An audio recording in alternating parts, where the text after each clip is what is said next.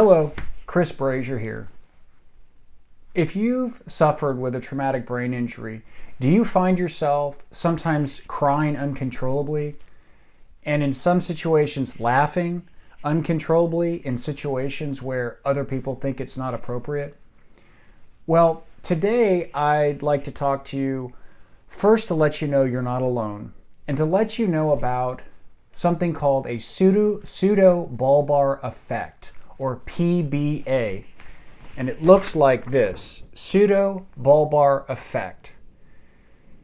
The reason I wanted to talk to you about this is because I was recently talking with a client who was finding themselves crying uncontrollably, for example, at a funeral when the client didn't really know the person too well, and also walking out of movies that really weren't that sad, but finding themselves crying uncontrollably, and they couldn't figure out why.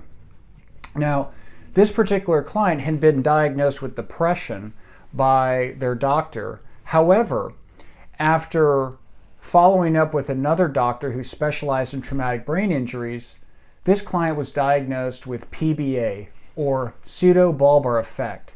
Now, PBA is a condition that's characterized by episodes of uncontrollable and inappropriate laughing or crying.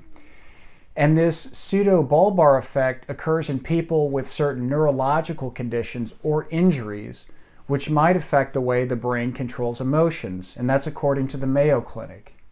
Now, the primary sign of PBA is frequent, involuntary, and uncontrolled outbursts of crying and laughing that are exaggerated or not really connected with your emotional state. And the problem is, in patients who have traumatic brain injuries, PBA is often misdiagnosed as depression. And the reason that misdiagnosis can be important is because the treatments and the medications for depression and PBA are different. And so if you're watching this and you think that you may have PBA because of this uncontrolled crying or sometimes laughing, then I think it's important to talk to your doctor and see if you do have PBA, or that pseudo-bulbar effect, because it may actually be something that you or your loved one with a traumatic brain injury is suffering from. If you have any questions, feel free to post to the group, or you can message me privately, and if I can't help you, maybe we can point you in the right direction, okay?